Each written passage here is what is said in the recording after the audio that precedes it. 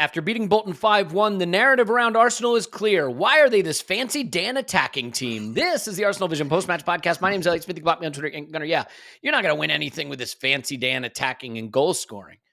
Thought you were supposed to be built on solid defending, but no, Arsenal wants to score 5 goals.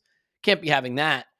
Showing their dark arts of kicking the ball into the net. This is a story that will run and run. Anyway, hello, everybody. Hope you're doing well. A fun, relaxing midweek game, and I think something we all needed, right? A temperature down, stress relieving League Cup throwback type tie. A lot of kids showing their quality, the future of the club on display, and it was really enjoyable after the not just week that was, but the several weeks that were. Gave a chance to get some rest for some, a good run out and fitness exercise for others, and overall just the kind of thing I think we needed. We've drawn Preston North End away in the next round, so maybe a chance to do the same again, as I believe that tie comes between Newcastle and Liverpool games. So, a really good time not to have a really serious fixture. And this is one of those weird competitions, right, where it's all fun and games unless you draw a rival, and then suddenly you find yourself playing important players in an intense match in a critical time of the season. So, so far, so good. We keep our fingers crossed. I will let you know there's some breaking news as we record. And the breaking news is related to Manchester City because a vote was due on APTs at the club meeting, the Premier League clubs meeting today. APTs being those sort of associated party transactions, right, where you can sell hotels to yourself or give yourself the naming rights for whatever amount of money you want and then claim the fair market value is £72 billion, and now you can go buy all the players. The fact that vote did not take place, it was removed from the list today. Apparently not a good sign as it relates to the case against Manchester City, and that it has some wider implications there. Not prepared to speak on that yet, having not really seen the analysis of it and don't have a specialist on who can speak to it right away. But that's some breaking news that we'll want to keep an eye on as it relates to what is really the important battle in the Premier League, the legal battle. So that's fun. I will tell you, if you need to draw a line under this narrative stuff, this everyone's out to get us feeling that you might have, Phil Costa and I did a pod yesterday. We called it the media landscape, the narrative, and moving on. And we really just tried to get out everything we're thinking about the things we've consumed and the things we've come across in the last week, and how it's impacting us in our ability to just enjoy being Arsenal supporters in the wider football world. So if you want that sort of thing, that's on Patreon, as is an instant reaction to the Bolton game. And we will continue to try to come up with fun stuff for you there, but we'll continue to try to come up with fun stuff for you here, which we are doing presently with Clive. You can find him on Twitter at ClivePFC. Hello, Clive. Hello. Fresh back from your trip to visit the general football media at the Overlap. Did you have fun with the intellectuals over there?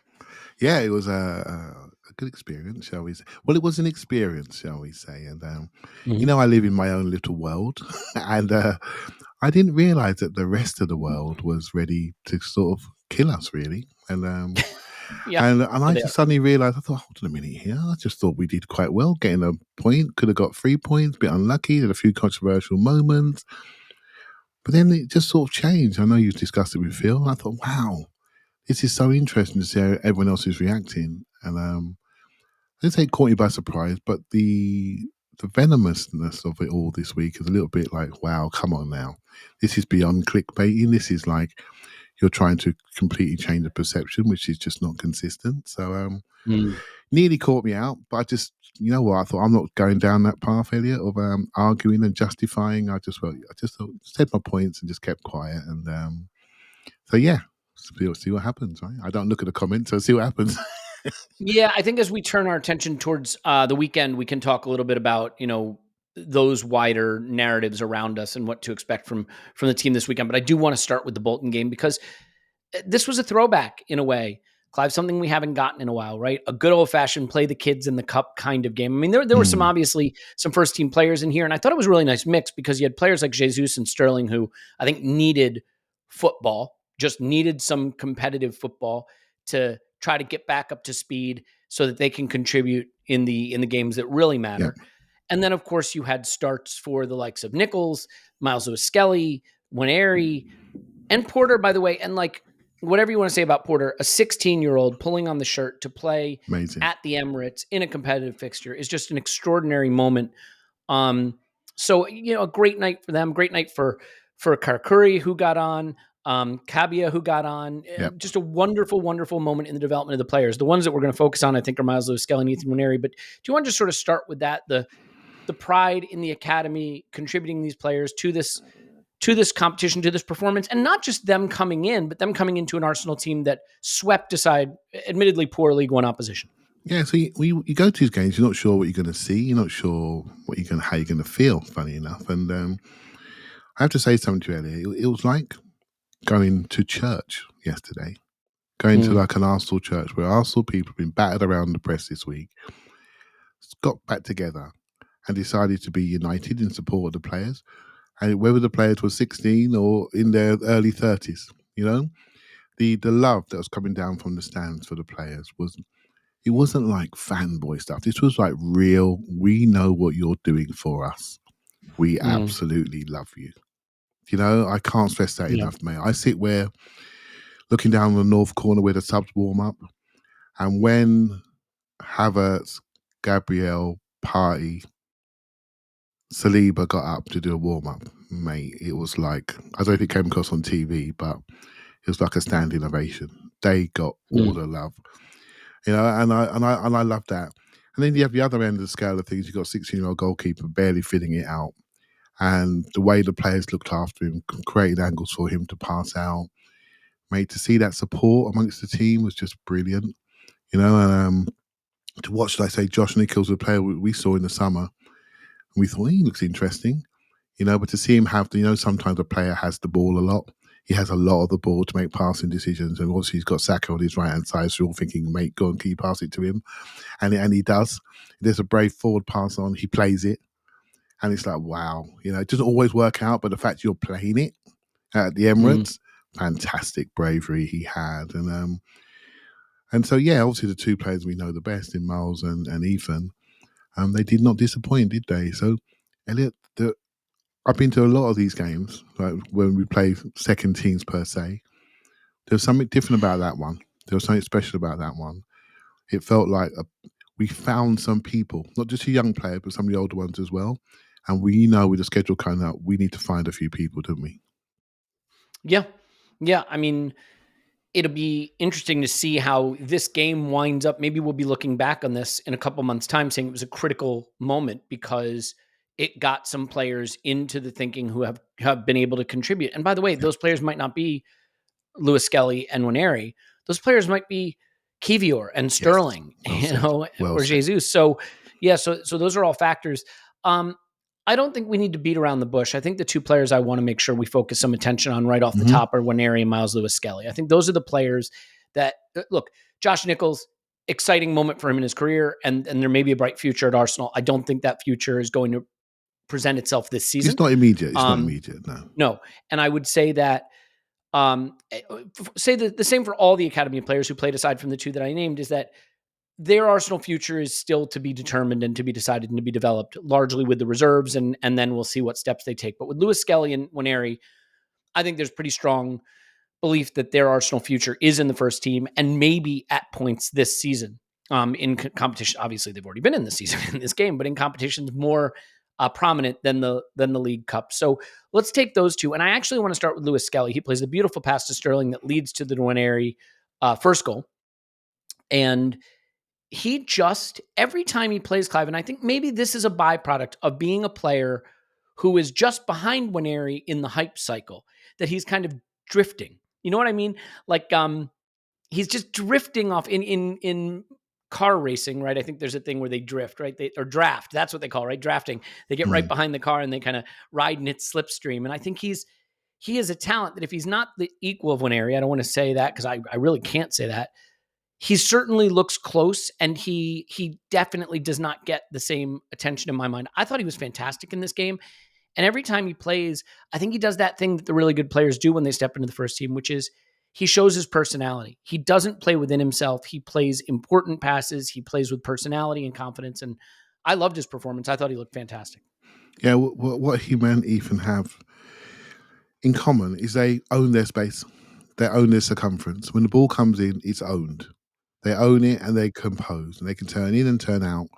They don't just play scared passes; they play brave passes, and the ball leaves their feet at the right time with the right pace and the right weight on it.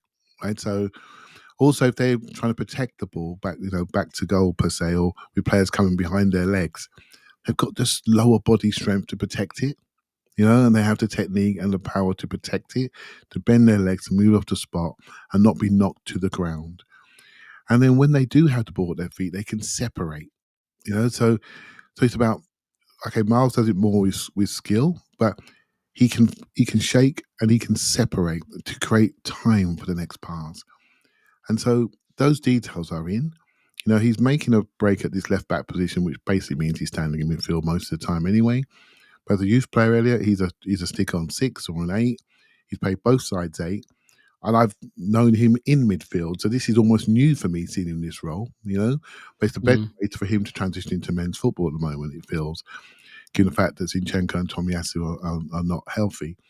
I'd love to see him in midfield in a proper game. I really would, to get again, because it feels like a while, because he's exceptional in small spaces. He can receive it, turns past people, he runs past people.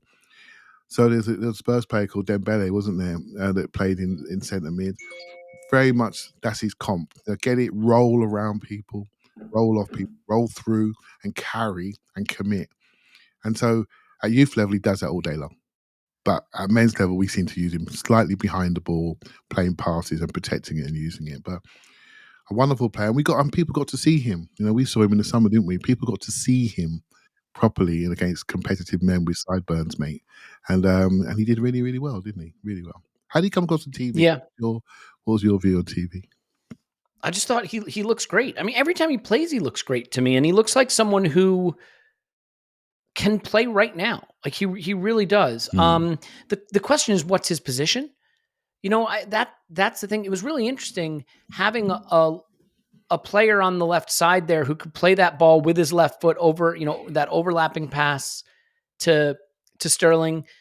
We like to have those players invert, right, and come inside, and so it was a little bit of a different look, but at times he was inverting. He was standing there in midfield where he's obviously very comfortable. I mean, my belief is his future is as a midfielder. Let's say we weren't competing for the things we were competing for, right? And our goals and aspirations were a little different. Let's say we were a Palace level team, right? Trying to maybe get into a European competition, but mid-table is comfortable. There's a world where we have some combative number 6, and Nwaneri and Lewis-Skelly are the 8s in front of him. That could be the future. Easy. That could be the future. I mean, do you see it the same way? Yeah, I do. And it's phases, isn't there? So if you're looking at his next phase of his career, how many minutes can he get around the first team environment? Are they going to use these players in the Champions League youth team? I'm not sure if they're eligible anymore. The under-19s, because they're the next biggest games. Can they still play in the youth cup? I'm not sure. Or are they just first team players that we're going to incorporate them and give them minutes where we can? Probably the latter. But if you look at our depth chart, for example, so the other true inverted left back we have is Zinchenko, who's currently injured. In the summer, he's got 1 year in his contract. If Miles does really well, then you could see the depth charts change next year, for example, And that's squad planning, isn't it? That allows him an entry in the door if he can make that role work. And then because we know he can play in midfield, maybe next year, if we have other fullbacks fit, we got a situation where we can try him in midfield in these games. I think that'd be really key. So yeah, I see it similar to you, but let's get in the door first. Get in the room, find a role. It may not be your ideal role. He's only 18 today, actually. He's only just turned 18. So it's not important that you fix him right now. But if you can add some value right now, that's really important to allow the club to manage their squad and manage their contract negotiations appropriately. Yeah, and it's interesting, right? Because again, to my earlier point, you look at Mikel Arteta's post-match comments and all the questions he was asked, and they're all about Nwaneri, right? It's not about Lewis-Skelly. And I don't have a problem with that, right? There's always going to be one player who gets more of the attention, but I do think in terms of proximity to the first team and proximity to being ready to make an impact, he feels close to me. He feels like he's not far off. Yeah, go ahead. I agree. But we like these fancy Dan attackers, didn't we? We don't like these gritty holding midfielders who play fullback. You don't like them players anyway. I don't know what's up with you. So, well, I don't think that's what he is. So that's that's why I'm okay with it. This is the point too. A lot of people might point to like Kobe Mainu, by the way, and say this is exactly why it's so impressive what he's doing at his age, because I think it is easier to play in the wider parts of the pitch at a young age than in the central parts of the pitch. I think the central parts of the pitch are where you can get exposed more and you face more challenges. And we remember Mikel Arteta used to like to put his young attacking players where? On the wing.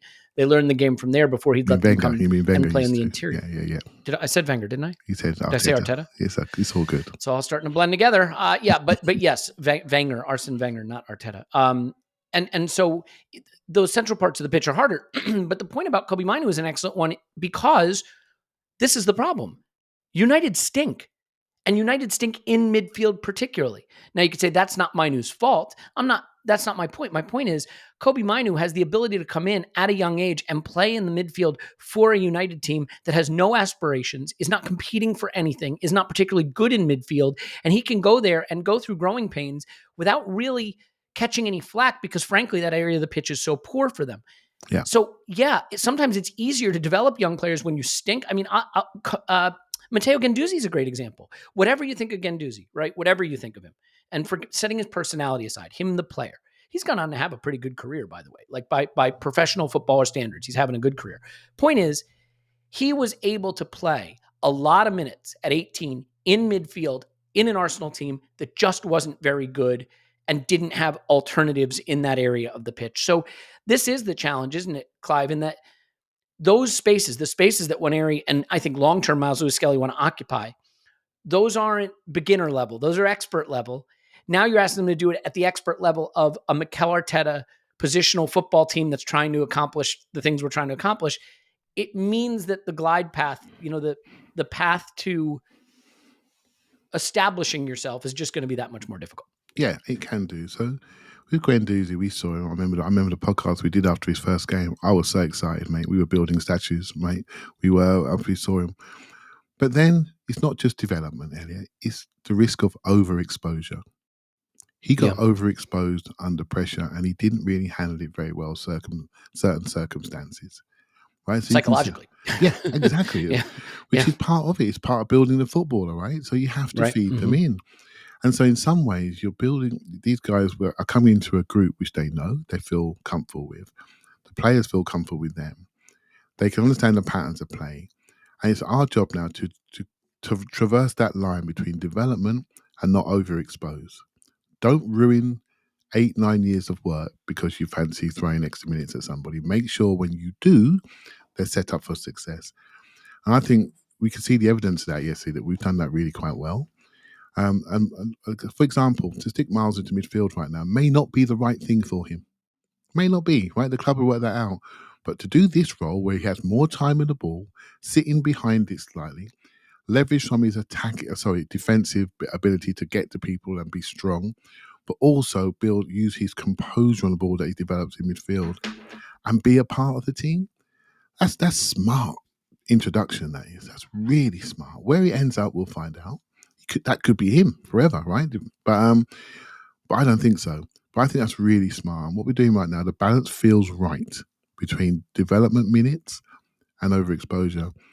But there are people, and we've had similar discussions, not saying me and you, but the royal we, shall we say, that maybe think that the squad is too small. But these guys are in that squad. Ethan really is the 6th midfielder out of 6. Right, so that's the hierarchy. So we either get comfortable with it. We can't say we don't want to see people develop. We'll get comfortable with it. And I like it. I'm on record to say I like the numbers that we have. We just got to get them fit. Yeah. And by the way, happy birthday to Miles Lewis-Skelly, who turns 18 today as we record this. So there you go. I remember being 18. No, you know what? I don't. I don't even remember it. I certainly wasn't experiencing the same kind of thing at 18 that he is. I think you make an important point about the overexposure and the psychology of it too, because when you have so little football under your belt, what little football you have defines you, and that includes your mistakes. Look at Jack Porter's night last night. Great night for Jack Porter, special night for Jack Porter, and a 16-year-old in particular playing keeper for Arsenal is just insane. he lets in a goal where I'm not going to blame him for that. He's 1v1 with the player and he doesn't stop him. But Gabriel, his first action on the pitch is to give him a back pass under pressure. And Jack Porter doesn't handle it particularly well.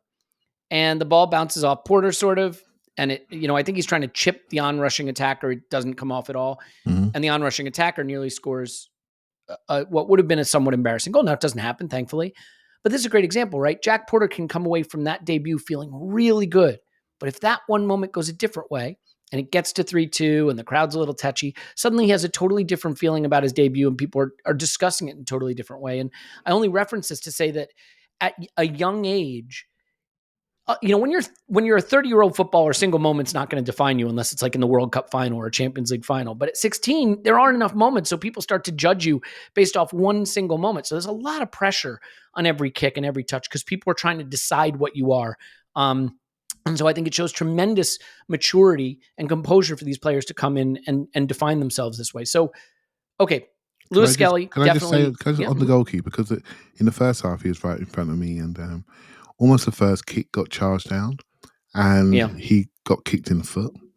And I thought, no, don't carry an injury on your first game, literally, Did we have a keeper on the bench? Yeah, probably 13, right? So, and don't go, no, your first game, in front of your family, etc. You've picked up an injury, it's going to affect your kicking, blah, blah, blah.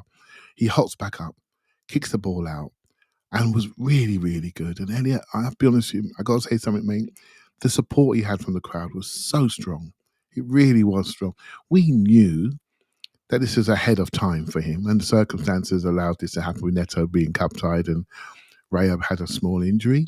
We knew this wasn't ideal. Tommy Stepford, someone we spent money on, who would have played, who is more experienced, would have played in that goal. So this was a once-in-a-lifetime opportunity at his age.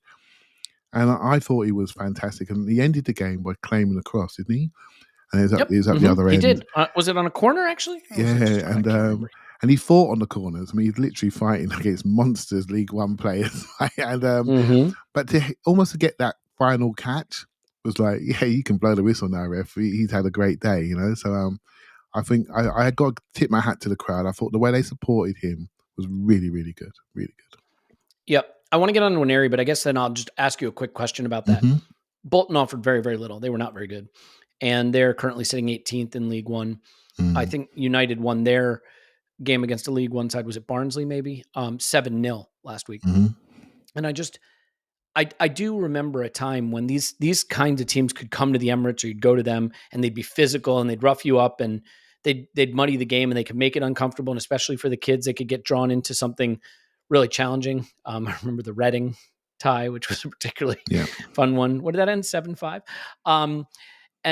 And so I think Shamak had a hat trick by the end of that. Yeah. But my point is just, I think the chasm now is bigger than it's ever been. Do you have a word about that? Just sort of the way the football pyramid has changed such that with the money flowing into the Premier League, these teams that once could come and sort of make it interesting against the big boys, they just don't seem like they have a prayer. The gap is a million miles wide. And from a talent standpoint, Bolton did not look like they belonged on the pitch with Arsenal. Yeah, it's the difference that you see straight away is the level of coaching. I mean, Jack Porter's only 16. He was rolling out to the right-hand corner of his area when the left back had it, because that's what keepers do at Arsenal.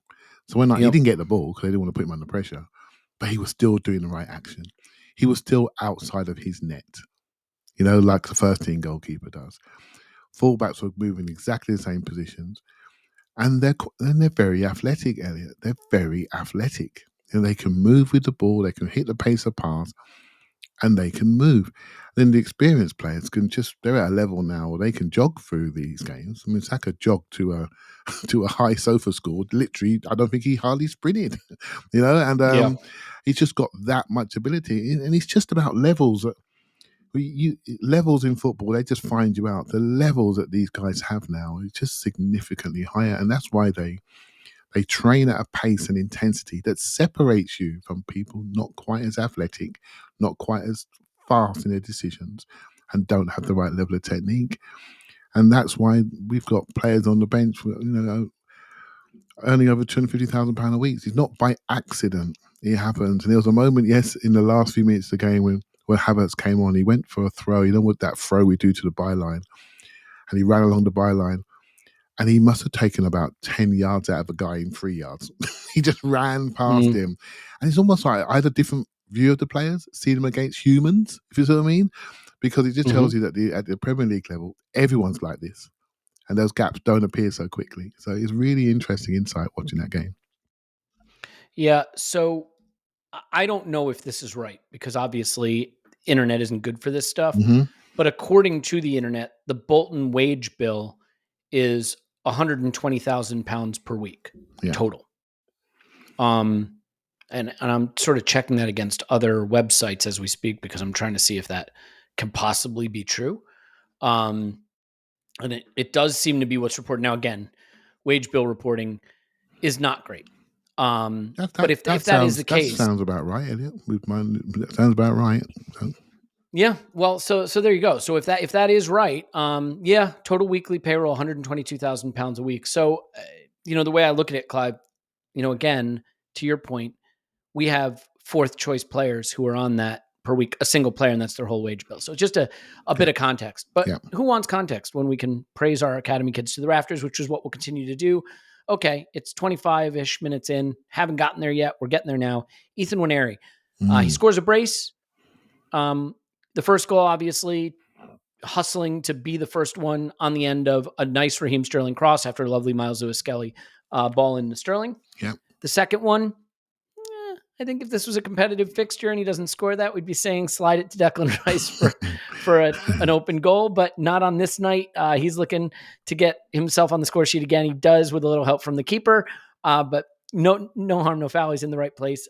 By the way, I say his second goal, it's all Declan Rice. I mean, Rice fakes the Bolton player out of his skin, understands where the ball is going to go, uses his superior athleticism to jump it, slides it to Ethan, and then finds the space on the other end of the box to be wide open for the next ball. Rice was quietly excellent in this game, obviously scored a screamer as well. We probably won't get into Rice, so I'll just give him his flowers while we're mentioning it. But yeah, it's a night to praise Ethan. And I think there's a few things. To play in the Premier League, you have to have immense talent, but you also can't be a boy. You just can't play in the Premier League as a boy. And being a boy isn't about age, right? I'm still a boy in some ways, if you've ever met me. Trust me, but Ethan certainly that is true. But Ethan does not look like a boy out there. I mean, physically, he looks like he has the power, the strength, like he has developed into himself to be ready to ride the challenges, to be ready to handle the physicality. He just looks very comfortable out there. And it is that little drop of the shoulder, the way he protects the ball, the way he drives it forward. I see in him all of the qualities you'd want in an elite midfield player for Arsenal. Now it's just about getting the reps, getting the minutes, and getting to a point where the manager trusts him in a bigger moment. And, Mikel spoke in glowing terms about him on how close Ethan Nwaneri is to starting in the Premier League. Let's go. It's another step. I think it's ahead of what anyone could have expected in his journey with the first team. He's always ahead of what anyone expected and what I expected as well. He's part of us, so he will have minutes. What do you think? Well, you can't stop talent. It's as simple as that. He's no surprise to anybody. There was a clip in an article this week, may have come from Kaya actually, that Arteta spoke to Ethan's coaches when he was 12 years of age. And he said to him, I hear you have a player for me. Do you know what I mean? Yep. That tells you can't hide in this world. You just can't hide. Talent gets found and known by everybody. Man City are after him, Chelsea are after him. You imagine how many people ringing up his dad say, I'll buy you a house. You can imagine that in the background we don't even know about. We weren't sure we were going to sign him. There's a lot of rumours saying he wasn't going to sign. So glad he did. Elliot, mate, if you ever watch him at the England level, at his age group, maybe 1 year up, it's a joke. He runs it. The kid at Spurs called Mikey Moore and him, they run the show. Mikey Moore's a very talented player as well. I'm going to have to say that. They run the show. What you see at that level is the things we haven't seen yet at the men's level. They can stick it in the top corner from 25 yards, and he does it regularly. Regularly. So he's a goal scorer. We haven't really seen much of that power shooting from the edge of the area yet, but it will come in time. You get a little preview when you watch him at the younger age group. But again, he can get out of dodge, mate. He receives the ball and he sprints past you and he can leave men behind We saw it in the summer. We saw it with our own eyes. There was nothing to see here. When the ball comes into him, he comes out, and it comes out almost like Odegaard. It comes out at the right time. And so, we all watch Arsenal. We know what they're going to do. We know the roles, and we know where they stand, particularly on a good sunny day. But it's harder to come in as a player and not think, well, you know what, I'm going to show you what I can do. And suddenly you're playing your own thing. You might dance around your own handbag. Remember my line last week? But he comes in and he says, no, I'm going to play the way we play. And the way we play is I get the ball and I manipulate it to get it to other people who can do real damage in one-on-ones. And I'm not going to hold it too long, and that moment's gone. So he plays to the team structure. When we lose the ball, I'm going for it. First 5-second rule, I'm going to press it. And you can trust me to do that. And if I lose it, I'm going to react properly and get it back. So not only is he a good player, he plays to our principles that allow us to say, yeah, you can play. You can play for us. You're young. There's going to be moments when you're going to get pushed to the ground potentially. I haven't seen it yet, but you get pushed to the ground potentially where you're going to get found out, which is fine because you're 17 years of age. But you play our way. And that's what really encourages me. And there's so much more to come with those, both of them. I know you spoke about Miles earlier. Elliot, this story's not even started yet, mate. We've got a real talent here. Yeah, Miles, I think Miles will eventually be in the first team as a contributor in some way, somehow. This season, it may be a little odd because if his role for the time being is left back, I mean, granted, I think we've buried something under the left back area of the pitch at the Emirates that is cursed because they're all falling like flies. I think every single left back we have is either currently injured or been injured at some point this season. Timber, Calafiori, Tomiyasu, Tierney, and Zinchenko. Yeah. Kivior has not, although is he a left back now? He played center back and looked okay in this game, by the way, so kudos to him. So yeah, it's an interesting one. We'll see. But with Nwaneri, there's definitely this case, especially if Odegaard's going to be out for a while, and we have some games coming up that you would consider the ones where we might have a little more comfort. And we'll come on to it this weekend. I'm going to explain why this weekend might even be an option for him in a moment. But there's definitely more chance, I think, for him to find himself playing minutes in fixtures more competitive than against League One opposition in the League Cup. By the way, just so you don't think I'm an idiot, well, you can still think I'm an idiot, let's be honest. But just so you think that I'm not alone in my thinking on everything, I mentioned that Nwaneri's second goal, had he not scored, I think Declan Rice might be upset. Yeah. Mikel Arteta this is so funny. Mikel was asked on Ethan scoring his first goals for the club. And his first response is this: on the second one, I was really happy for him because he scored. I'm very happy because, I know the reaction of his teammates if he wouldn't. Meaning there's a guy standing there with an open net, right? So it's just funny. The managers are just a unique breed. I remember Arsene Wenger used to get mad when we'd score if someone was more open that could have passed to for a tap in, right? He wanted that ball basically passed its way into the net. And I'm sure Mikel was looking at Ethan there. And actually, just to take the humor away for a minute, Clive, I do think those moments are important because managers aren't looking to see, did you stick the ball in the back of the net? I think at this level, managers are looking to see, did you make the right decision that's going to translate to higher level games for the best outcome for the team, right? So he sticks that second goal in the net with a little help from the keeper. But I'm sure in Mikel's mind, he's like, I'd like to see Ethan make the right choice there. And it's funny because he's asked about Ethan's first goals for the club, and that's his first response. So it's definitely in their mind. They're making sure that you're really crossing the T's and dotting the I's at this level, Yeah, mate. If you miss that goal, you have to own it, right? And your teammates aren't going to let you have it. There was a moment in the game, and I don't know if you came across on TV, but I think Josh Nichols I don't think it was that bad of a pass. Might have been the wrong option. And Jorginho let him have it, mate. He let him have it. And this wasn't like unlucky, son. He wasn't one of those. Mm-hmm. He let him have it. And I thought, but this is it now. This is not kindergarten at this level. We watched the game on the weekend. It wasn't pretty, was it? These people mean it, right? So if you want to survive at those grounds, you can't be messing about. You've got to make the right decision at the right time for the tens and tens of millions of Arsenal fans watching that particular moment. So there's a nice message in there, but there's a message in there, Elliot, as you spotted.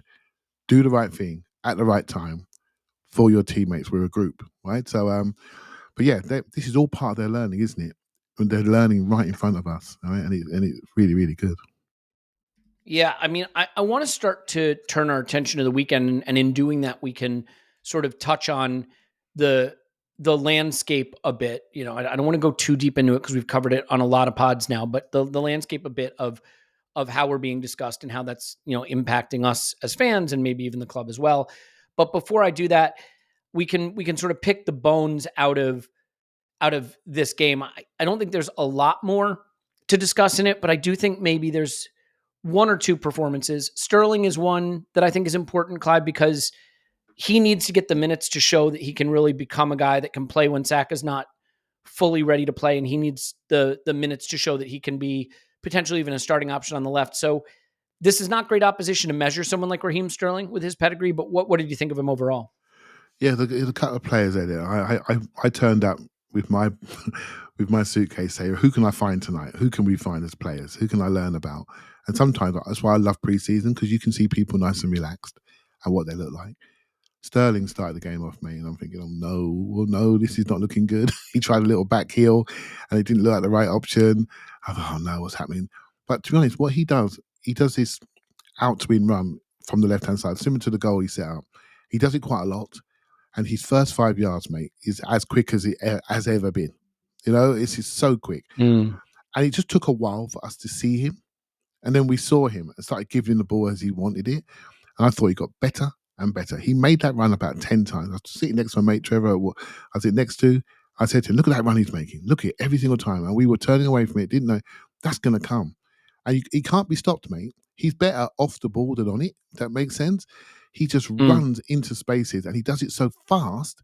I speak about running across the line. It's really hard to pass people on. You got no chance, mate, with him. And if we can work that out, he's going to get in, and we're going to do loads of those flat crosses. I thought he did really well. I thought we found a player. The right foot shot looked nice. Match of the day save from the keeper, but he looked nice. We haven't got that shot. No one wants to take that shot anymore. Martinelli used to take that shot. He's not taking it. I thought Martinelli came on. I thought he was excellent, by the way. And he looks like his body language was so confident, and he got massive support from the crowd. Again, another one of the heroes from Sunday. I thought he was good. Do you want me to carry on the couple others there? Kivior, do you want me to carry on? The Jesus one is interesting. I'm hearing some critique about Jesus' performance, and I get it. Like, there are things I love about Jesus that he'll always be able to do, right? The way he battles, the way he can beat a man off the dribble, the way he is great with his close control when he drops into midfield. But I can understand the frustration because in the final third, it just still doesn't look like... It's a bad comparison, but it feels a little late period Lacazette to me at the moment in terms of just not getting on the ball in the hurtful areas of the final third and getting his shots away. And I'm curious if you have any thoughts on Jesus, or maybe I'm just yielding to narrative too much. No, I'll be honest with you. I don't like, how can I describe this? I don't like targeting people in my mind, even if I don't say it out loud. You have someone, I just don't like him. I just don't like him. By the way, it's your right. You don't have to like everybody. You know what I mean? I just don't like it. That's football, mate. Yeah. You're gonna have some players that don't, that are under your critical switch, eyes. Right? And Jesus as a player, I like. But what I don't like is how we are when he plays centre forward. That's my issue. Yep. And because I like to be able to find my centre forward. So in order, going number one, my favourite centre forward is Kai Havertz, and has been for a long time. And 2024 has proven that with the data. And my second other favourite centre forward is Trossard. And not because I think he's a better player than Jesus, it's that we can find him. We can play off him. I know what he's doing. And Jesus, I tell you, mate, I love watching him play football, but I don't know where he's going to be. I don't know where he's going to pop up. He must have underground tunnels in the pitch, because he pops up in places I can't track him, right? But they're never near the goal. And if you think of all of his highlights, I promise you, think of them in your mind recently. They almost come in the half spaces or wide, coming inside, traveling with the ball, coming inside. And I've said it a few times here now. I think he's a wide man. And when all summer we were debating what to do with our forward purchase, I walked away last night. I'm on a couple of lists, and I sort of said, we need a centre forward. We need someone to take the legs off of Kai, and it's not Jesus. Jesus can be a fantastically effective wide man. He can be effective. He can be really effective front two, the second one in the front two. But as a front one, the player we play off, I'm losing a little bit of patience with that portion of Jesus. because the results are telling me this. My eyes are telling me this. And that's the issue that I have with him, really. And even in this game, he drifted wide. And his best moments are on Twitter today, on YouTube today, were all in wide areas. Yeah. What does that tell you? Or the middle third. Yeah, exactly. Yeah. Exactly. I'm with you. And it's just so we're clear, right? It's not, I mean, I fell for it again because he looked so dynamic in preseason. I thought, that's it. He's fit. We're going to see the best of Jesus. And I picked him, I think, as a breakout player potential in our season predictions. I may be wrong, but I believe that's right. And I fell for it because it's, in my mind, there's Jesus before that Winter World Cup and what he gave us in the box. You know, like Manchester City, look what they do. Savinho on one side, Doku on the other. What are they? They are fundamentally, more than anything else, dribblers. And the idea is to have players who drag defenders out of position by beating a guy. So we did it with Jesus in the middle before that Winter World Cup. He would get in the half spaces, but in the box, and then receive the ball, beat a man, and suddenly the defense was all out of sorts. But he's not going into those same spaces. I don't know if it's that defenses have figured out how to keep him out of those places. I don't know if it's that the understanding with Kai isn't right, but whatever it is, I'm not giving up on Gabriel Jesus. He's certainly not past his prime yet. You know, physically, I think there's more to come from him, but you look quite sharp. It was certainly not a performance that has me saying I get him back in the lineup at number 9. You know, urgently. It's the number 9 bit. It's the number 9 bit, mate. That's the bit.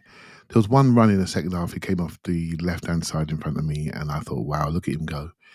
And he just, when he's relaxed and he travels with it, there's one time I think he ran it out. I think he did in the first half, maybe up the other end to me. But I could see him closer in the second half, the North Bank end. And when he's out in those wide space, I thought, mate, you can still play, but we need to send it forward. That's what I'm thinking. Do you see what I mean? You can't play Kai every minute of every game. So I walked away with that in my mind. And people may not agree with me, but it was staring me in the face, mate. I don't know. That's really was. It's funny because we need an Eddie Nketiah currently more than we need a Gabriel Jesus. But when I say that, what I mean is profile-wise, an Eddie Nketiah characteristics. I don't think Eddie was going to be good enough to give us what we need at the level we're playing. But I'm concerned about whether Jesus gives us at center forward the characteristics we need. We're going to find this out. I mean, it is way too early to rule anything out. He stayed on for the whole game, didn't he? Did he stay on for the whole game? Yeah. Yeah, I believe so. Tells me he might have needed those minutes. You know? And so I'm giving him a benefit. I think it also tells me we didn't have another forward. Potentially. I mean, remember, Trossard was banned for this game because of his simply outrageous display of disrespect for the referees and the laws of football. But yeah, we just didn't really have anybody else. It is the one interesting thing about letting Nelson go and letting Smith Rowe go and letting Nketiah go. I think all of us liked those sales at some level, letting Vieira go. But now you look at it, and Marino's injured, and Odegaard's injured, and Kai's playing every game, and Jesus suddenly doesn't quite look like the striker we hoped he was. And I'm sitting here thinking one of Vieira, Smith Rowe, Nelson, or Eddie would have been a bit handy to still have around. It feels like we left ourselves ever so slightly short one player who can play the less important minutes in one of those front 5 positions. You know what I mean, Clive? It just, you know, with 15 minutes to go in a game we're winning, if you had a Reece Nelson or a Smith Rowe, I mean, Smith Rowe, like candidly, with no Marino and Odegaard, he might just be starting a game like the one coming up the weekend. But anyway, let's get to that game at the weekend. And a couple of narratives around Arsenal as we do that. A couple of things to tell you about. First of all, we are nominated for Best Premier League Podcast for the Football Content Awards. And we are the Arsenal representative in that group. The awards are being held at Tottenham Stadium. There is a Tottenham pod nominated also. So we need to do the funniest thing possible, which is win another trophy on their ground. We can add it into that song. But so we'd love to have your vote. Now, here's the thing. They've added a judge's vote component to this. So, of course, you know, there's always that question of whether it's rigged against us like everything is, but we can do our part. And so there's a link in the show description to the page. You can vote for us. Again, it's Premier League Podcast. You can vote for us there if you'd like to. We'd love to have your vote. We really appreciate it. And, you know, it's just, I know it sounds dumb and shouldn't care about this stuff. And all that really matters is that we're all here together listening, but like, this is nice stuff if it happens, you know, and it's nice for all of us, I think, if it happens. Having said that, Tim is nominated for Best Women's Content Organization under Tim Stillman Arsblog. So it's under organization. That one's a little tricky to find. And then Jacob, Poorly Drawn Arsenal, graphic designer, artist, you know, would love to have your vote and certainly deserves it. So Just a little something you can do for us. Now, our friends at Blue Wire have given me, they accidentally slipped and did not tell me what to put into the Monday episode, meaning they have given me 4 ads to read for today's episode. Goodness. This is a reminder that there are no ads on the Patreon version. So it's a good job you can talk quickly, Elliot. That's the only thing. Well, you may need to skip forward about 12 minutes if you want to miss this, but you wouldn't want to miss this because I'm going to tell you about NordVPN, and this is one that you need absolutely. NordVPN is the best VPN. I use it. Here's what it is. It's an app. You put it on your phone. You put it on your Android. You put it on your tablet. You put it on your computer. You click it. It lets you browse in another area. So when you see a review show, a video that's geo-locked on social media, you want to watch football, but you're out of the country, you can VPN back to the place where you come from or VPN to another country and watch what's going on over there, and you don't miss any of the football. So just do that. Plus, it has threat protection. And if you're going to be watching streams, you're going to need threat protection. So basically do NordVPN. And the best part is NordVPN has a huge discount for ArsenalVision listeners.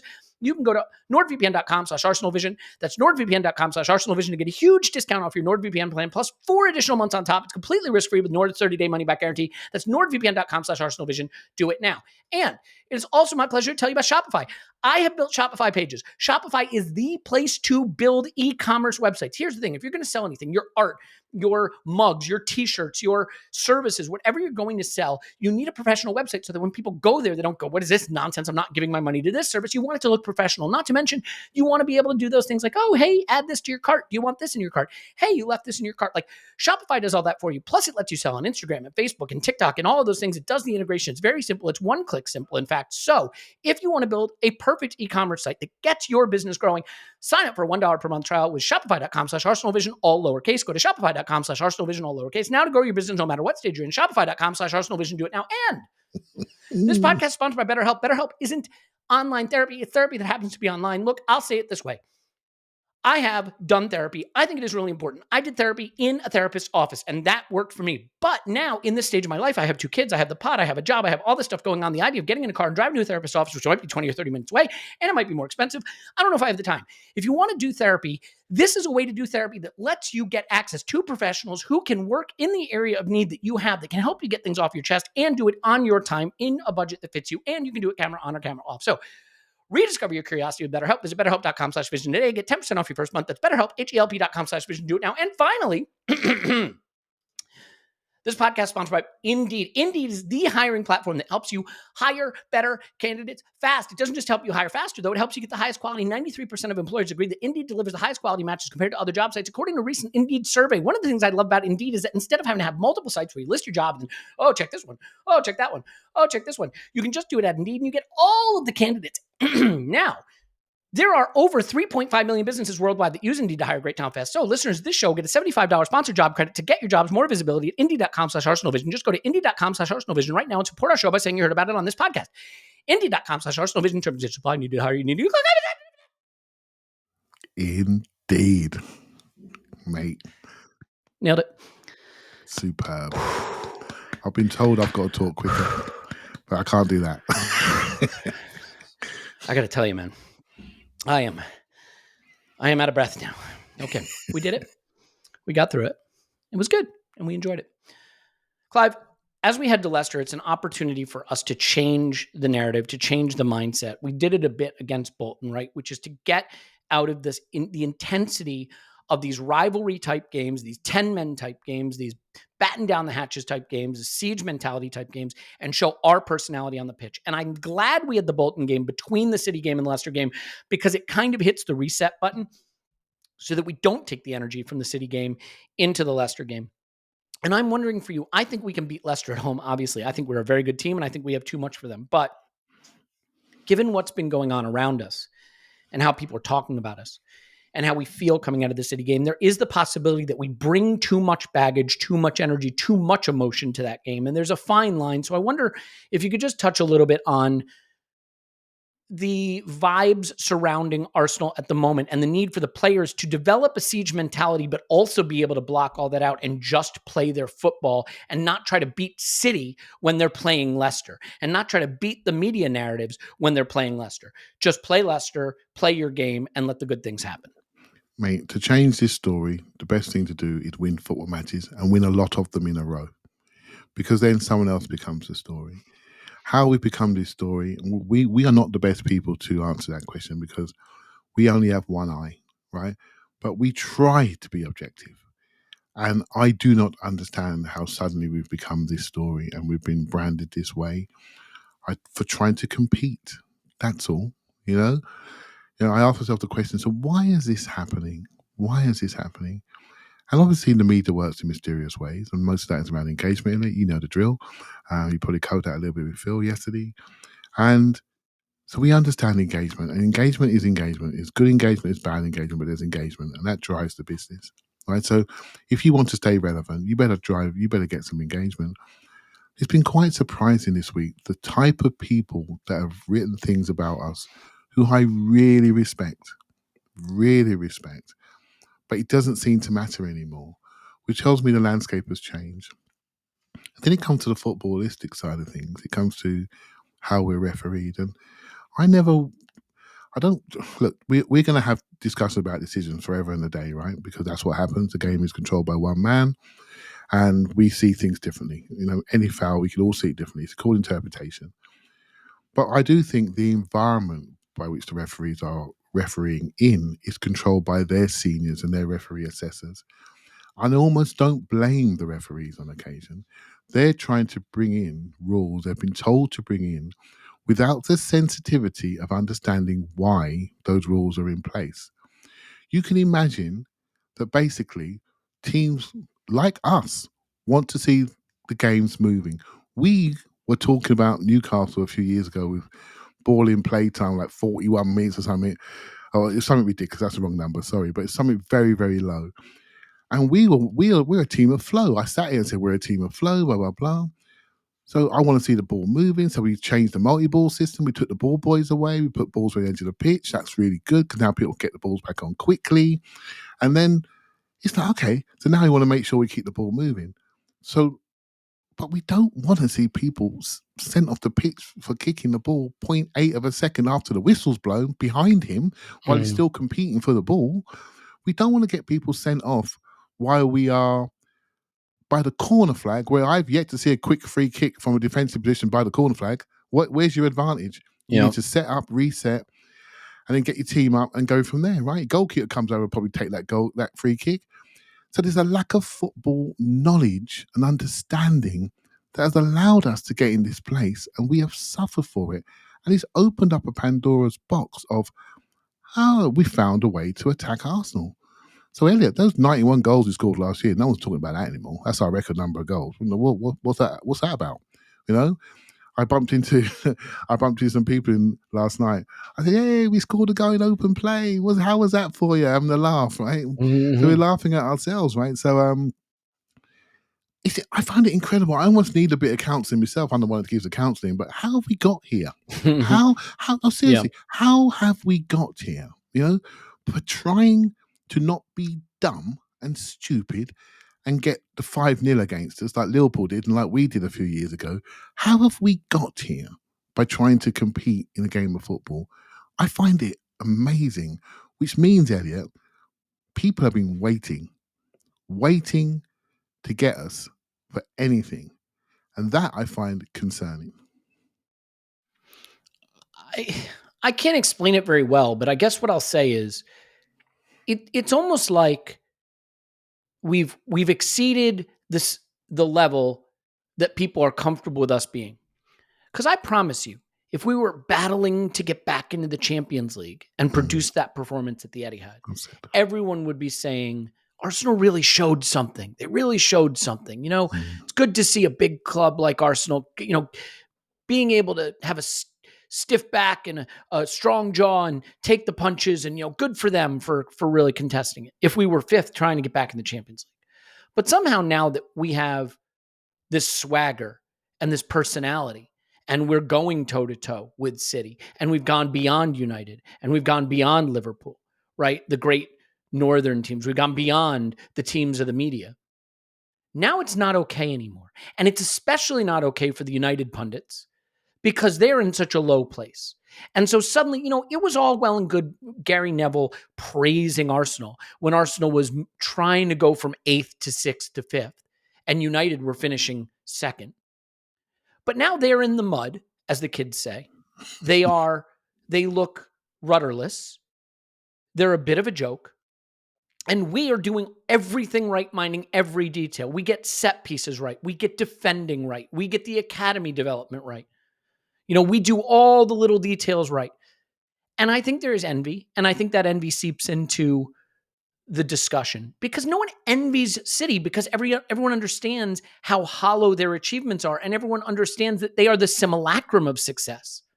But Arsenal are true success, building in the way these other clubs want to, but have not been able to. Now, I will say Liverpool certainly have been able to. And, in the I don't want past, to take yeah, anything in the away past, from what they've done, and they still look and they're quite still good. doing it. Yeah, well said. Yes, absolutely. So I'm not saying we're alone in that category. And there are other smaller clubs that do it, like a Brentford, that have allowed them to become a mainstay in the Premier League. So I certainly do not want to say that we are alone in that class.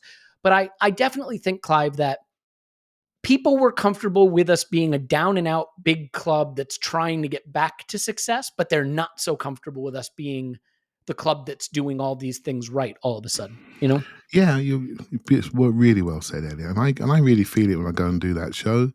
And when you go into the northwest of England, you really feel the northwestern superpowers upon you, sort of thing. And I think did people realise we do play football south of Watford? Do you know what I mean? Do they realise that we're trying to? And I find it a little bit concerning. I ask myself a question. So why? Why is Arsenal at the top of the charts? Why are we in this situation? Well, there are other things going on in the football world that maybe people want to distract away from. If you can focus on Arsenal, then maybe you're not focusing on why Eric Ten Hag is buying every single player out of the Dutch league and throwing his money away. Maybe you're not focusing on Manchester City's off the field type stuff that's going on. Liverpool, I agree with you, Elliot, and I enjoy watching Liverpool myself. I really enjoy watching Slot's what he's doing and how he's changing how they play, changing how they build up, closer to what Man City and Arsenal do, by the way. But he's got some of his own tricks that need to be analysed and stopped, like we went through, and no doubt will do. But I find him really interesting. I find Villa interesting. Brighton, I find them really interesting. Want to enjoy the differences between the clubs. Enjoy them, embrace them. But they're not going to do that. Why?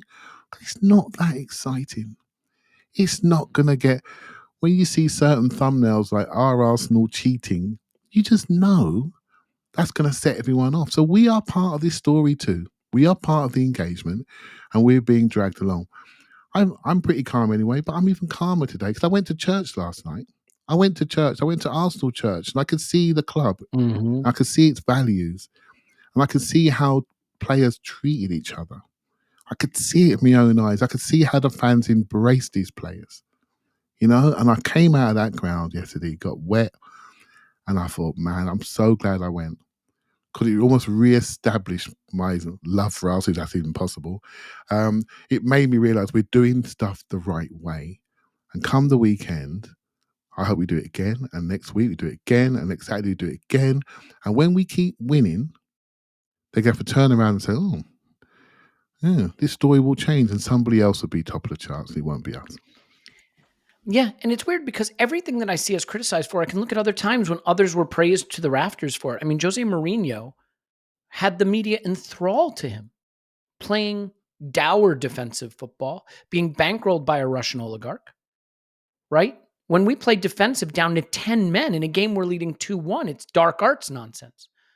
I can remember other teams being praised for having the soul of the England team in them while we were French Arsenal. Now we've got the soul of the England team, the future of the England team. Again, are we getting the calls? No, Declan Rice, Nope.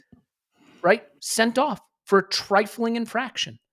So I do try to look at this stuff through the lens of the past and the lens of other clubs and say, am I just being totally biased? And to be fair, probably some of that. I raise my hand and acknowledge it.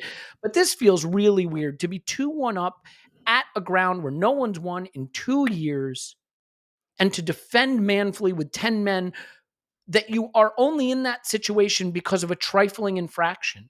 And for the focus of the game not to be the defensive effort, the heroism of doing that, the way we've leveled the playing field, the development of a true rivalry, what feels like the media could have gone big on Haaland losing his mind to a 17-year-old at full time, throwing the ball at Gabriel's head, how it shows that they're rattled, how it shows that we're in their head now. They could have gone big with any kind of fun narrative about this rivalry developing. So I just don't understand why we've settled on this. And the dark arts thing, like, it's funny. There's a really good video going around social media today, a reverse angle of that Rodri Kai moment at the beginning of the game. And it shows Rodri kind of lean He into moved. Kai and then go down. If you watch the NBA, like when someone tries to flop for a charging call. Yep. And, you'll talk about dark arts. I'm sorry, it is what it is. And when you've got people writing for respectable publications saying things that indicate that like Thomas Partey caused the ACL injury or that the Calafiori goal came from a deflected cross from Martinelli, you roll your eyes out of your head. So I want to draw a line under this. And I think as a club, we need to draw a line under this because, Clive, the one thing I do think there's a fine line between siege mentality and head loss. And I think Mikel's, let's switch to the Leicester game now. Mikel has a big job here in a way. And that's why I think the Bolton game was a nice palate cleanser because he has to create a siege mentality and a fire in their belly without it becoming head loss, without them going out there and playing that on that reckless side of energized, where instead of minding the details, they're so wound up that they can't keep it under control. And we've seen that, right? We've seen players who come out too fired up and they're barging into people and they're diving into tackles and they're on the reckless side of energized. So as we'll talk lineup, we'll talk tactics, we'll talk all that stuff. But as a final point on this, is that really the mission for Mikel now, to keep this fire in their belly, keep the siege mentality going, but make sure it doesn't become red mist. Be sure it doesn't become a pull of focus away from the details. Yeah, really well said. I think it's frustrating. It's hard, right? It's really hard to stay on it. I mean, honestly, I was bubbling inside this week. I just about held it together, bubbling inside. But when you see people, remember, tell us how, it's almost what I don't like about it is the boundaries by which we can enjoy our football. We can't be too dour. We can't be too attacking. We can't be too celebratory. We can't be too soft. So when we change and fix all these things, well, that's not good enough either. And that's really frustrating because people on the interweb, mate, have got memories and they've got video evidence and they've got things and they're really, really smart. And so once you throw away that frustration, I totally agree with you. My personal view is don't get too high, don't get too low around these incidents. Just try to stay cool because Mikel had a great quote the other day about we can't use all our oxygen now. Something like that. I'm paraphrasing. And I love that quote. I thought it was to these players, but I also think it's to the fans as well. We need to stay cool, mate. We need to stay cool because we have got some players in our club. And my only worry is keeping them fit. Keeping them fit. Well, mate, I always want one more attacker, didn't I? But so do you. But let's be honest, just keep them fit because the numbers this year are saying that we're quite good. And if we can keep them fit, we got a chance. And if we had 10 men on the pitch for 11 men on the pitch for all our games, we could be sitting here right now in an incredibly strong position. But sometimes there's a bit of me, and I know everyone's going to agree with me because trust me, if we'd have beat Man City last Sunday, trust me, you wouldn't have seen me till about Wednesday, right? But if we had won, the narrative would have been completely different. Arsenal the favourites. We carry all the weight on our shoulders, blah, blah, blah. And I don't need that weight in September, mate. Honestly, I don't. I don't need it. Personally, I just want us to just accumulate, and make people bend to our will over time by being good, by behaving properly, by learning lessons like we have done. That's what I want to see us do. And I tell you, the smile on my face if we eventually win this all together. My goodness. I know we meant the podcast when we win if we win something, but you might struggle to find me, mate. I'll tell you that. You might have to get somebody in. It's gonna be special, right? So yeah, you're right to what you said there about drawing the line. We gotta be calm for the weekend and just tick these games off, tick them off efficiently, and move on. Yeah, and I want to just say something to put in perspective stats stuff, Clive. I love data. And I use data to test my eyes to tell me if we're really a title contender, tell me how really good we are. If you remember during the Emery era, the data was telling us I think our eyes were telling us when we were on that unbeaten run that we're getting results, but we don't look convincing. We don't look like we're necessarily doing it the right way. And sure enough, the data was telling us something that I think intuitively we understood, but didn't want to necessarily identify. Here's why I'm saying that. We're going to have to be really careful about using data this season, at least for a while, because we have now played with 10 men for 90 minutes of are 590s. Yeah. Right. So 20% of the season has been played with 10 men. And half of that was played with 10 men at City, the place you're already going to be a little bit under siege. Yeah. Right. Your game at City is going to be one of your worst statistical games of the season for most teams all season. We did half of it with 10 men. So just to put it in perspective, okay, because I think this gives you an idea of what we're talking about. Last season, Arsenal faced 320 shots. We faced just 80 shots on target, 26 fewer than City, who were the second fewest. Yep. We faced 320 shots, second most to City. This season, season, we have faced 26 shots on target, 26 shots on target and 90 shots, right? We are a quarter of the way to the number of shots we faced last season. And we are a third of the way, roughly, to the amount of shots on target.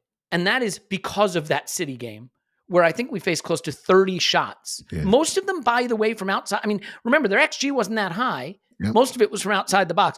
But the only reason I reference this is because I know we reference data a lot on this pod, and we like to consider ourselves a pod that is analytical, not just in terms of qualitative analysis, but quantitative analysis. And for anybody who's going to look at our data, I implore you, you're going to have to ignore it for a while until we can normalize from the fact that 20% of our season has been played down to 10 men, not to mention from a fixture standpoint, away to Villa, away to Spurs, away to City. So it's going to take a while before, from a data standpoint, we start to look like a team that is a title contender. And if anybody starts holding that up to you, use some critical thinking skills and make sure that you're able to parse that in context. Because I think that's going to be a red herring that's thrown up a lot, is a lot of people are going to say, well, are Arsenal really good defensively? Compare their numbers to last season.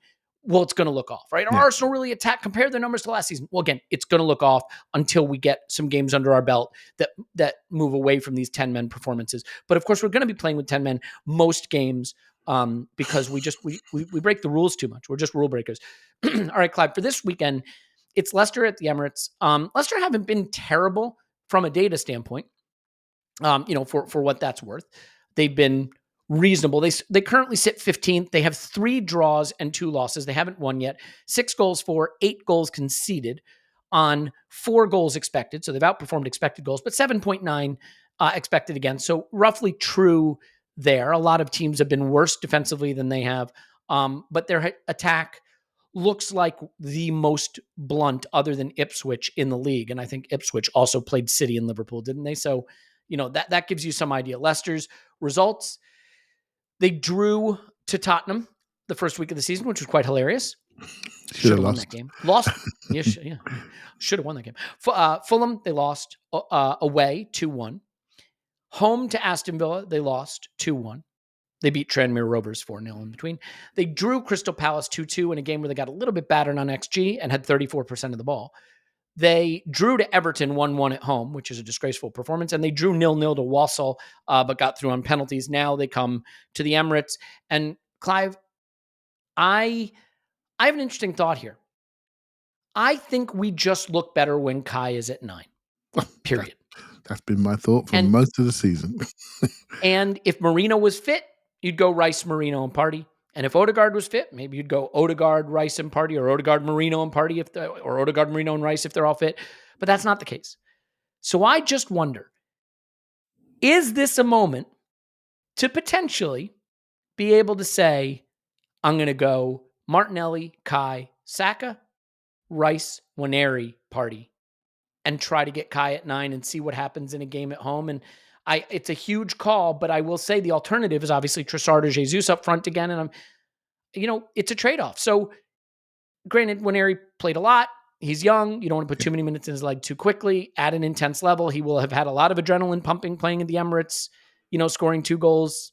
But what do you think? Because I do think getting Kai back at 9 for these games, these quote-unquote smaller games, is going to be really important for the attack to click. Yeah, so I like the pair of Kai and Trossard. I like them together. If Odegaard's not there, then I like Kai and Trossard as my number 2 pairing. And so just get them close together. They understand the position. Trossard he's clever, he drops in, he can be the third midfielder, and he can also be the guy you can face up as a forward and on either side. So if they can go left or right, doesn't bother me. So I like to see them play. Ethan played 90-odd minutes yesterday. Jesus played 90-odd minutes yesterday. I don't see either of them starting at the weekend because Trossard's now back. And Saka got off after about an hour, and Martinelli had his legs saved as well. I think Sterling made a great showing, so I think he'll come in because we've got PSG next week, so he needs to get minutes into his legs. I thought Kiwior did fine. Calafiori legs are still a bit stiff. He's not fit yet. Timbers, we're not sure where he is. I hope he's not the bad injury, air quotes, that we're talking about, because again, he's not fit yet. And so, I was quite pleased to see Kiwior get some minutes in his legs. So, his confidence grew during the game. He looks like a good athlete, Elliot. He looks quite good, So, again, he's a minute saver, isn't he? While we've got two other players who are new to the league, he's someone who can come in and save their legs. Sometimes when you have an injury, what it does, it leads to other injuries to people you want to save because they're having to be overburdened. Look at Ben White, for example. He's injured because flipping Tomiyasu's never fit, right? So he's having to play too many minutes when he won't tell us that he's not right. So that's the damage. So that's what I would do. But for me, it's just what I feel more confident about now is there's a couple of players we saw in this game against Bolton who I'm very confident can end games, significant chunks of games and up the level, and make sure we sustain things, which allows us to focus on PSG, which allows us to then focus on, Southampton, to make sure we have a run of games where we accumulate points. So that's why I feel really positive today. I just want to see Odegaard and Marino come back as soon as possible so we can start to really see the level, the top ceiling of our team, rather than, okay, we're trying to accumulate points in circumstances which have been, on a couple of occasions, thrust upon us. Yeah, Odegaard did provide in the match day program an update on his recovery. He's a long way off, so I would just say it won't be before the international break, that's for sure. So he's a long way off. We get 2 weeks back, and I think the same for Marino. I think coming back from the October international break, we might get Marino back. I'm still thinking November for Odegaard, but let's see. Maybe you get a little lucky. You just never know. Ankles are a tricky thing, though, and the last thing you want him doing is playing when he's not all the way back. Yeah. So Mikel's going to have to be really careful with that. On David Raya, by the way, and whether he's fit for the weekend, we don't know yet. He's got a muscular injury. I mean, I guess Norberto Neto could come in. I don't know that let's put it this way. I don't know that it terrifies me to have a backup keeper playing, but as good as Raya's been and as important as he's been, it feels like it'd be a big loss, Yeah, he's been one of the most important, for many, the most important player, and so it was a big loss, but they were big games. And I'm not saying Leicester's not a big game, but the way we managed our back line yesterday against a team not quite as good as us was really good. They also got Jamie Vardy and Steffi Manfredini, an ex-Arsenal player who plays up on the top end of the pitch. And so, but we're used to this. And it's actually quite nice to watch us control the ball again and play in opposition's half for a regular period of time. I know it's only been a couple of weeks, a week or so. It just felt like really good and reminds us what we can do. So really, Elliot, the question that's in the back of my mind is, what are we going to look like when we're on the ball Arsenal again? And some of that was answered yesterday. Ethan was part of that story. How's Trossard going to fit into that? How's Havertz going to fit into that? Havertz is our centre forward. How's Jesus going to take minutes off people? What's he going to do? What's he going to be? So we need to be on the ball. You know what? I'll give Jesus a bit of a little kick in there. But mate, low block Jesus off the sides. He's the one, isn't he? We might be begging for him to come on in a game if the situation's not going our way, because he's very good in those tight spaces and he's very brave and he's like a chaos guy. You don't know what he's going to do, right? So that's exactly what you want when you're trying to break a team down. Somebody who's really brave in their carrying technique. So there will be a day for all of them. Despite our little moments where we critique, there could be a scenario that's perfect for them that just appears, And so I'm looking forward to see on the ball Arsenal again. When we're the 60, we control the field team. We're in 63% of possession. Let's see who stands where and what we do. I can't wait for that. We're in a bit of a tricky spot now with our defenders off the edges, though. left back and right back, because Calafiore, you want to be a little careful, right? Mm-hmm. Timber injured, White injured, Tomiyasu injured, Tierney injured, Zinchenko injured. Yep. I mean, we have to hope one of White or Timber is okay for the weekend. And I really think this thing with Ben White, like, Ben White will play through anything. Mikel made that clear, and he did again at the Etihad on Sunday. But the difference between a Ben White playing injured and Ben White fit is just night and day. And you want to fit Ben White. How do you find the time to get a fit Ben White? You rest him. How do you rest him if the other options to play right back, Tomiyasu, Timber, aren't fit, aren't available? I have to say, just as an aside, the Tomiyasu thing is a real shame, because Tomiyasu is a sensational player, probably underrated at this point now because of the frustration around his injuries. We don't win on the final day against Everton without him. We don't beat Manchester City at home last season without him. When he came to the team, he was a player of the season candidate. He is a center back. He's a right back. He's a left back, and he can play any of those positions confidently and comfortably at a really high level. And he's just never available. And he is the kind of player that if he was fit, he's as valuable a player as you can find, literally as valuable as you can find. A player who can play all back four positions, or at least 3 of 4, at a super high level where your level doesn't go down. Like, that's rare. And yet, when Saliba was out, he wasn't fit. When Timber and White are out, he's not fit, right? Yeah. When our left backs were out last season and we wound up having to go to Kivior, right? Like, he wasn't fit. And it is a real shame, because I think of all of our defenders outside of Gabriel and Saliba, he's a candidate for potentially being the best of them all. I mean, so that may be disrespectful to White, but he's a candidate, and we just don't have him, Clive. And it's a shame, because I am concerned what we do at left back and right back. And like, if Timber and White are on the wrong side of fit, especially with Timber coming back from an ACL, do not risk that guy. Don't risk that guy. And I don't know what the heck else you do there. I mean, we may be staring in the face a situation where Thomas Partey's playing right back and Jorginho's playing central midfield. I mean, that may be what we do. It could happen, and because he's the most experienced at doing that. And Tomiyasu is annoying. It's very frustrating because he keeps everybody else fit. By him being fit allows us to keep Saliba fit. Everybody. Yep. We don't want him going down. This is not an injury we want to be talking about. That's not a podcast I want to be on, because it's staring us in the face. But when someone gets injured at work, what can you do, right? It's just like, he doesn't want to be injured. It's really, really frustrating. The timing, to get done in pre-season, which means he's going to be a while getting back up to speed. There was some good news stories coming out about a week or so ago, Elliot, that he's starting to progress, but there's always mystery around his injuries. You notice that? There's always mystery around it. And by the way, the frustration is enhanced because he's a player who seems to wind up being fit when his country needs him. And again, I don't mean this in any way as a disrespect to Tomiyasu, like he's trying for that, but like, we know he played in the Asia Cup and then he was gone for us again. Like, that kind of stuff drives people crazy. Exactly. So let's see what happens. I think there is room to upgrade those positions, shall we say? There is room. One with maybe one of the youth players coming up, and maybe there are other things out there in the ether that we can know about and the reason you've been linked to. Let's see what happens. It's frustrating right now when we know we're in a every 3 days schedule. And so you look around and you want everybody to have their legs on, and a few haven't, right? But things can change in a tweet in a positive way. When the next press conference comes out, let's hope it's a more positive one. Yeah. So, I mean, ultimately, do you have a sense of what you would pick for this game? Yeah, I think I watched Calafiore yesterday. Again, he looked like he was cramping towards the end again. So they changed that situation quite quickly before it became damaging. That tells you that he's on his way. But I've got to be honest, he's very impressive to watch. And how he manipulates the ball, his authority and presence on the pitch, and how he glides on the ground. We've got a real player there. I think he'll be fine. And Timber's the one I don't know about, mate, to be honest. I don't know about that.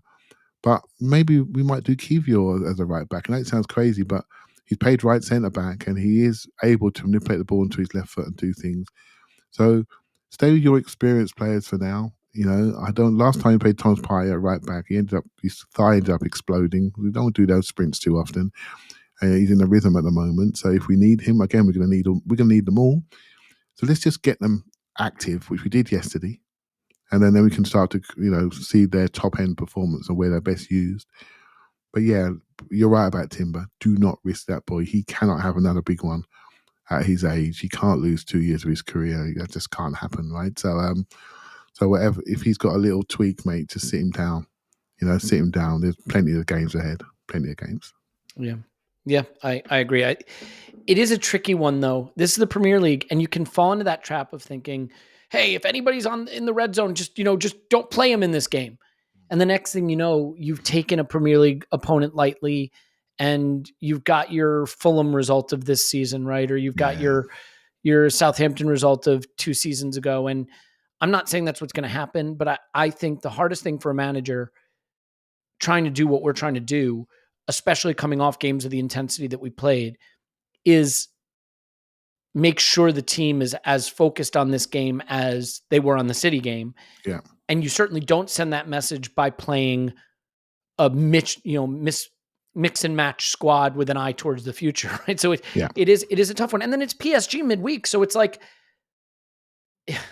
it's really tricky though, because you don't play Timber and you don't play White and you don't play Calafiori because you don't want to burn them out, and you wind up looking like you took this game too lightly and you have a bad accident, so to speak. Yeah. Or you do play them and then you feel you got to pick them again against PSG and you lose them for a month, and now you're without Odegaard and Marino and Calafiori. So it's like, it's really hard. And we know we're going to be talking like this the rest of the season, because at least for the next 3 or 4 months, the fixtures are relentless. And the calendar is just, it is the way it is. I mean, I don't like Rodri, but the things Rodri was saying before his ACL injury were right. They continue to be right, and it continues to be a problem. So it does. Just have to manage it. All right. Before we get out of here, just quickly, expectation for the game. Well, I'm hoping for a nice little win, but I had that feeling for Brighton, and something happened, right? So, well, it was heading that way. Something happened. Corruption happened. Oh my goodness! Just I'm not over that. Just not over that. Mm-hmm. Just like out of nowhere, just that happened. It's just ridiculous. It's just not even football. But so yeah, just get the points in the bag, mate. Get the points in the bag. Then I can sit there and watch Spurs Man United on the Sunday, and let someone else take the heat for the weekend. Just get the points in the bag. Get into the pub, have a few drinks, get a Kentucky, and off you pop. You know what I mean? And that's what I'm looking to do. And at the weekend, so hopefully it goes that way. I think we'll do it by 2-3 clear goals. Yep. Well, let's hope that we can bring the temperature down a little bit and bring the joy up.